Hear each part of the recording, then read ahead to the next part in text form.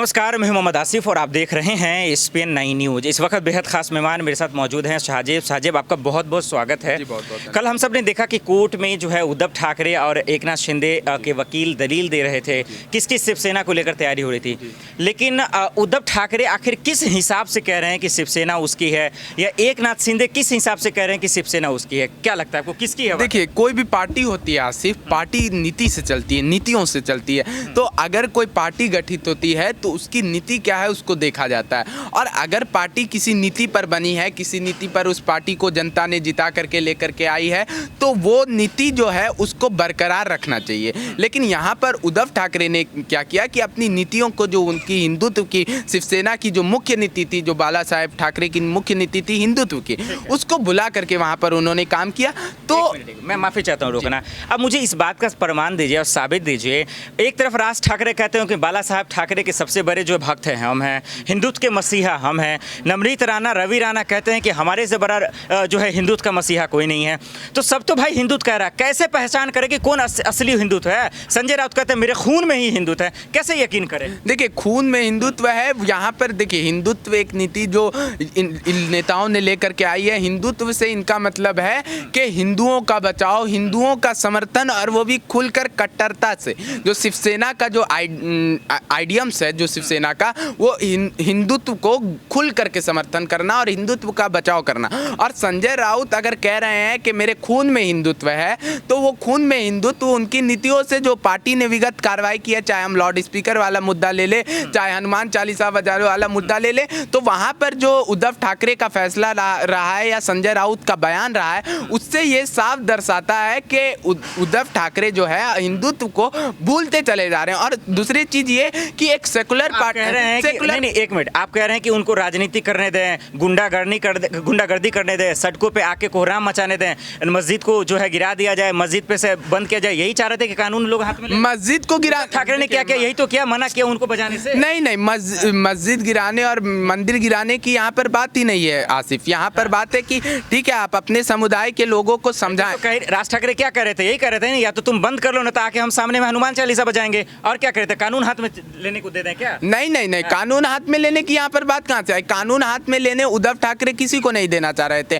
और जहाँ पर आप देखिए, वहाँ पर अभी लाउड स्पीकर वाले में बयान के बारे में आप राज ठाकरे के बारे में बता रहे हैं कि मैं सामने में आकर के हनुमान चालीसा बताऊं, तो ये मुद्दा उठा ही क्यों? महाराष्ट्र में ये मुद्दा क्यों उठा? हिंदुत्व अगर भड़के, हिंदुत्व की आंख भड़की तो क्यों भड़की? अगर आप अपने आप को सेकुलर दर्शा रहे थे, कांग्रेस के साथ गठबंधन करके, शरद पवार के साथ गठबंधन करके, तो ये आग क्यों भड़की? आसिफ, ये सबसे बड़ा सोचने वाला। और आग अब भड़क गई है, तो आप किसी खास समुदाय का, अगर इसमें आप खुल करके समर्थन नहीं कर रहे हैं, लेकिन आपके जो कार्रवाई हो रही है वो दिखा रही है कि आप किसी खास समुदाय का समर्थन कर रहे हैं। तो इसी वजह से एक सवाल का जवाब दीजिए कि महाराष्ट्र में सीएम जनता के मुद्दों पे काम करने के लिए, चाहे वो अस्पताल हो, बेरोजगार हो, चाहे वो महंगाई हो, तमाम चीज़ों पे काम करने के लिए बोलती है, किसानों के मसले को हल करने के लिए बोलती है, या फिर हिंदू मुस्लिम या हिंदुत्व की सर्टिफिकेट देने के लिए? तो हिंदुत्व, ये जो आपने बात कही कि हिंदू मुस्लिम और हिंदुत्व का सर्टिफिकेट देने की बात कर बनती है। जनता का मुद्दा जानते हैं आसिफ क्या होता है? कि जो जनता का मुद्दा आजकल बेरोजगारी, महंगाई या इस तरीके का जनता का मुद्दा होता है। लेकिन जनता के बीच में आपसी जो विवाद छिड़ जाता है, उसके बाद दोनों का फैसला कौन करेगा, वो भी एक जन मुद्दा होता है। तो कहीं ना कहीं ये जो हिंदुत्व और ये जो लड़ाई है हिंदुत्व की, ये भी एक जन मुद्दा बन चुका था। तो ये क्लियर क्यों नहीं कर देते एक बार साहजेब जी कि दरअसल एकनाथ शिंदे बीजेपी में इसलिए आए ताकि वो सत्ता का मलाई खा सकें, और वो कैसे खाते?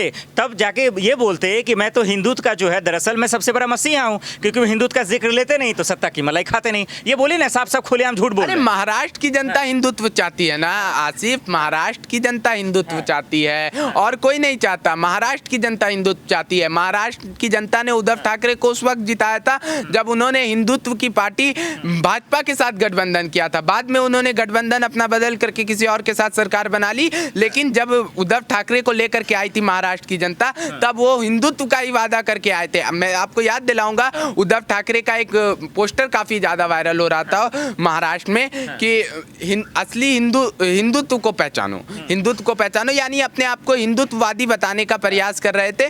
लेकिन वहाँ पर महाराष्ट्र की जनता ने हिंदुत्ववादी हैं क्या वो? नहीं, तो अपने आप को हिंदुत्ववादी सही में बताने का प्रयास जिस तरह से राज ठाकरे वहाँ पर कर रहे थे। तो एक सवाल ये भी है, कल आपने देखा सुप्रीम कोर्ट में भी शिवसेना किसकी है उसको लेकर बातचीत हो रहा है। कोर्ट ने जो उन्हें खरी खोटी सुनाया, एक नाथ शिंदे को कहा कि भाई साहब ये जो शिवसेना को लेकर बात आ रही है, तू कह रहा है कि मैंने उससे तो बाहर ही नहीं आया, शिवसेना को हमने छोड़ा ही नहीं, तो कह रहे पहले किसने आया था कोर्ट में?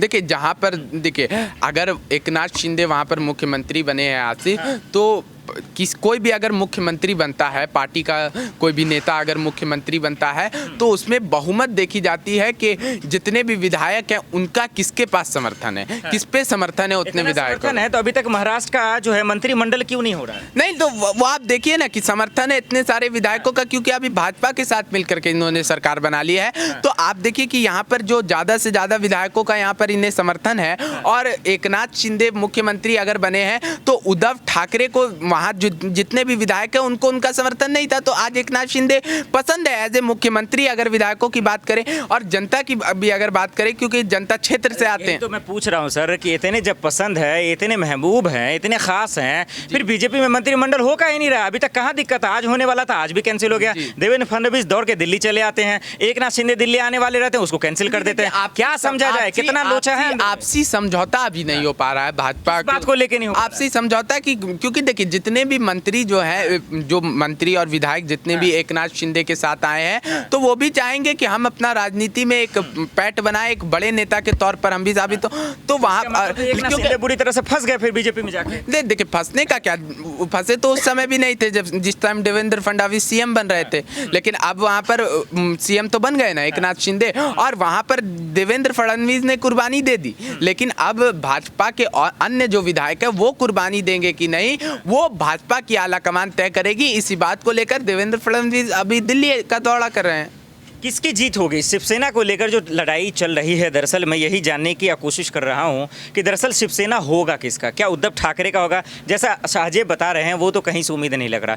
लेकिन एकनाथ शिंदे का जो होगा अगर शिवसेना, किस हिसाब से होगा, क्या लगता है किसका होगा वाकई में शिवसेना? देखिए, शिवसेना की जो नीति है, नीतियों को अपना बताएंगे एक नाथ शिंदे, अपना बता रहे हैं, और शिवसेना के जितने भी विधायक हैं उनकी जो एक नाथ शिंदे जो नीति को मान रहे हैं, उसी नीति को एक नाथ शिंदे के सारे विधायक मान रहे हैं। तो पार्टी की जो असली नीति है, जो एक नाथ शिंदे बता रहे हैं कि असली नीति है हिंदुत्व, और हिंदुत्व की नीति को हम फॉलो कर रहे हैं, और ज़्यादा से ज़्यादा पार्टी के नेता भी उसे फॉलो कर रहे हैं। तो वही पार्टी के नेता जो शुरू से शिवसेना में थे, वही ना जुड़ करके एक नाथ शिंदे के साथ आए। तो एक नाथ शिंदे जो बता रहे हैं कि पार्टी मेरी है, तो ये कहीं ना कहीं गलत नहीं है। चलिए, यानी कि शिवसेना को लेकर जो लड़ाई चल रही है, इसमें लगभग जीत जो है मानी जा रही है वो एक नाथ शिंदे के ही, लेकिन कोर्ट से उन्हें खरी खोटी सुनाई गई है। देखना होगा कि आगे वाकई में किसके हक में फैसला आता है। बहुत बहुत शुक्रिया साजिब हमें इन तमाम सवालों का जवाब देने के लिए। चलिए, आज के लिए इतना ही, बाकी खबरों के लिए देखते रहें SPN9 न्यूज़। नमस्कार।